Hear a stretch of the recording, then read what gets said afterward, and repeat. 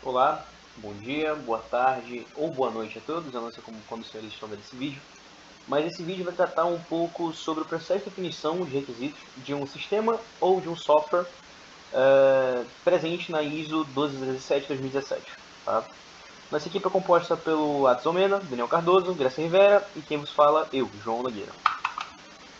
Vamos entender primeiro o propósito com relação a esse processo, né, de definição de requisitos presente na ISO. O propósito dessa generalização, dessa definição presente na ISO, é justamente transformar de forma eficiente a visão e a capacidade desejada de todo o sistema ou software em uma visão técnica, tanto a parte dos interessados quanto a parte dos usuários. Esse é o principal propósito, é deixar explícito tudo aquilo que o sistema deve conter, ou não, ou aquilo que está de forma exacerbada. Para isso, a gente vai também criar um conjunto de requisitos que podem ser mensuráveis de forma obrigatória, para que especifiquem o ponto de vista de cada um, de ambas as partes, tanto o usuário quanto o interessado. Esses requisitos podem tanto medir desempenho, o sistema, como qualquer tipo de interface e afins. Bem, esse processo, né, presente nessa ISO de definição de requisitos, é dividido em quatro partes: atividade A, atividade B, atividade C e D. Atividade A é o preparo para definir os requisitos. Atividade B é definir os requisitos propriamente dito. Atividade C, análise desses requisitos. E atividade D, que é a lapidação, é gerenciar os requisitos do sistema ou do software. Agora, analisando de maneira mais detalhada as características das atividades referentes a esse processo, na atividade A, que é o preparo para definir os requisitos do sistema ou software, temos a tarefa 1, que é definir os limites funcionais do sistema ou software ou elemento em relação ao comportamento e às propriedades oferecidas, que significa basicamente decidir como ele deve funcionar nos contextos e situações que ele será utilizado. Por exemplo, se temos um software em planejamento, é importante a gente saber como ele deve se comunicar com os outros sistemas ou usuários, como ele deve receber os dados e como ele deve responder a determinadas chamadas. E é necessário descrever essas interações que vão ocorrendo de maneira detalhada, para que todos saibam o que esperar desse sistema em si. E também vale ressaltar que esse levantamento de limites ele é realizado com base no contexto de uso e nos cenários operacionais definidos no processo de levantamento de necessidades e requisitos. Já na tarefa 2, que envolve a escolha da estratégia de definição de requisitos de sistema ou software, trata-se basicamente de estabelecer uma estratégia para identificar, documentar e gerenciar os requisitos de um sistema ou software em específico. E essa escolha ela pode depender de fatores onde pode ser a complexidade do sistema ou do software, as necessidades de colaboração entre as equipes, se o projeto ele é novo ou ele basicamente vai ser uma modificação de um sistema já existente, entre outros fatores. E o modelo de ciclo de vida ele também vai afetar a frequência na qual vai ser realizada essa definição de requisitos. E é importante destacar que essa estratégia de definição ela é fundamental para garantir que esse sistema ele venha atender às necessidades dos usuários e cumpra o seu objetivo em si. Já analisando a tarefa 3, que é identificar quais ferramentas, recursos ou tecnologias que serão necessárias para ajudar no processo de definição dos requisitos, durante esse processo de definição de requisitos, nós precisamos de uma ajuda de sistemas habilitadores, que serão necessários para apoiar durante todo esse processo. Então, basicamente, o objetivo dessa tarefa vai ser garantir que nós tenhamos as ferramentas e serviços adequados para nos ajudar a definir e gerenciar os requisitos dos sistemas ou software de forma eficiente e eficaz.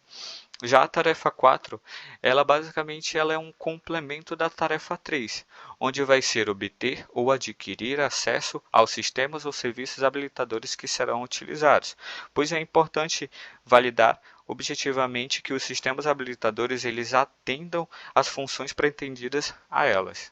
A atividade B é definir os requisitos do sistema ou software, e essa atividade possui 5 tarefas. definir a função que cada elemento deve performar, identificar estados requeridos ou modos de operação, definir restrições necessárias na implementação, identificar os requisitos relacionados a riscos ou critérios críticos de qualidade e definir os requisitos e requisitos dos atributos. Na tarefa 1, é definida a função que cada elemento deve performar, ou seja, os requisitos, que podem estar descritos em casos de uso, histórias de usuário ou cenários, e podem também envolver transformações de dados em informações, e inclui também funções necessárias para suporte e funcionamento do sistema. A tarefa 2 é identificar estados ou modos de operação necessários ao sistema ou software.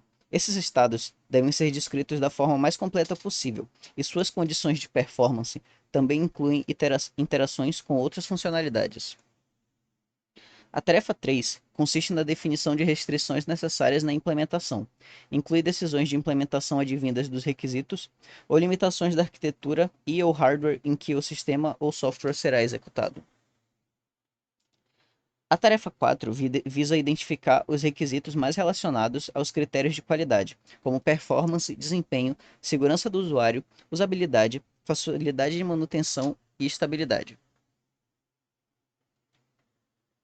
A tarefa 5 é definir os requisitos e os requisitos dos atributos, e inclui requisitos de elementos de dados, estruturas e informações de dados e databases ou retenção de dados.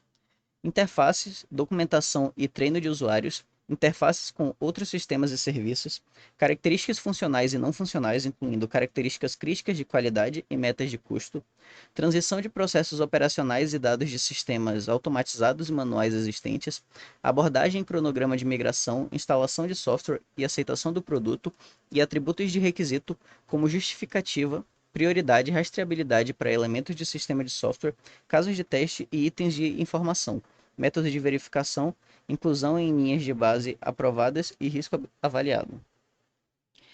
E a definição desses requisitos acontece de forma iterativa e recursiva, e devem ser ricamente detalhadas para viabilizar o gerenciamento durante todo o ciclo de vida.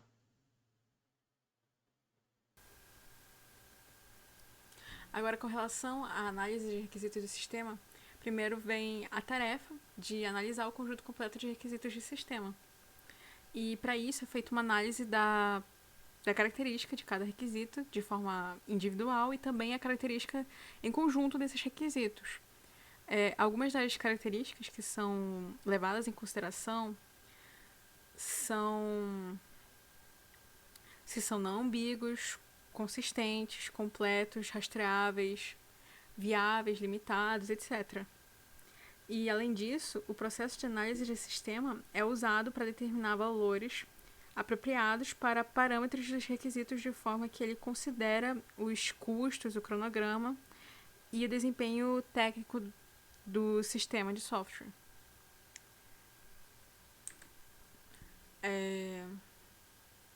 A segunda tarefa, definir medidas críticas de desempenho que permitem a avaliação da realização técnica.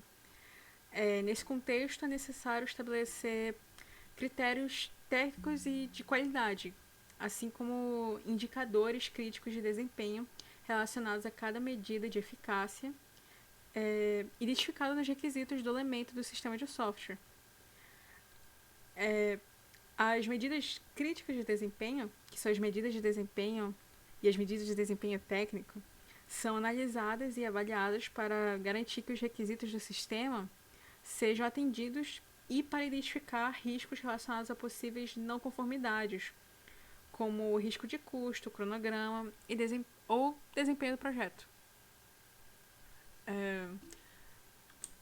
E a terceira tarefa retorna os requisitos analisados às partes interessadas aplicáveis para a revisão. O feedback ele auxilia na validação de que os requisitos especificados foram adequadamente armazenados e descritos. A confirmação ela é feita para garantir que seja uma resposta necessária e suficiente às necessidades desenvolvidas e uma entrada necessária e suficiente para os outros processos, principalmente na questão de arquitetura, design e a verificação do software. O processo de validação ele é empregado para verificar se os requisitos do sistema de software contemplam às necessidades dos usuários.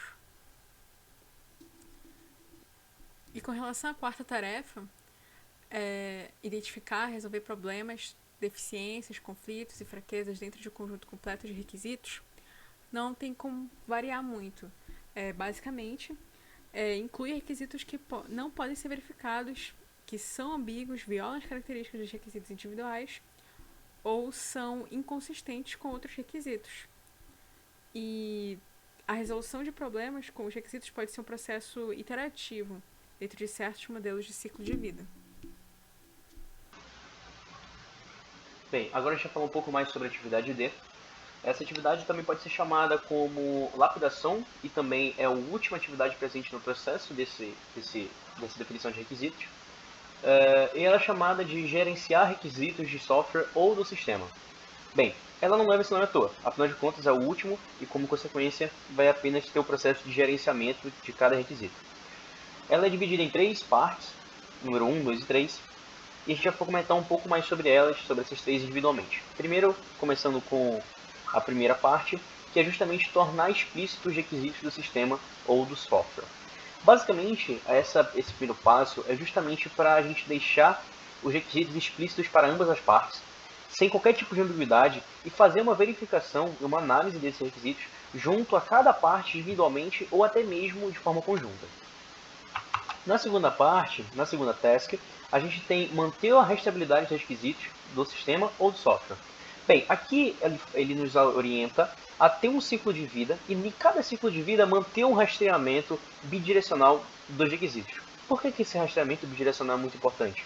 Porque é importante tanto para um lado ver como o requisito está se desenvolvendo, como para o lado oposto ver se esse requisito realmente corresponde às necessidades do cliente ou do interessado. Por isso que é muito importante manter esse rastreamento bidirecional, porque eu tenho que ter os dois feedbacks ao mesmo tempo do mesmo requisito. E a terceira e última é fornecer artefatos chaves de itens de informação que foram selecionados para as baselines. Basicamente, aqui a gente vai ter o processo de gerenciamento de configuração e o processo de gerenciamento de informação. Cada um desses dois processos, presentes também nessa ISO, vão ser como se fosse uma espécie de filtro que vão gerar artefatos chaves e itens para as novas baselines ou para a baseline atual.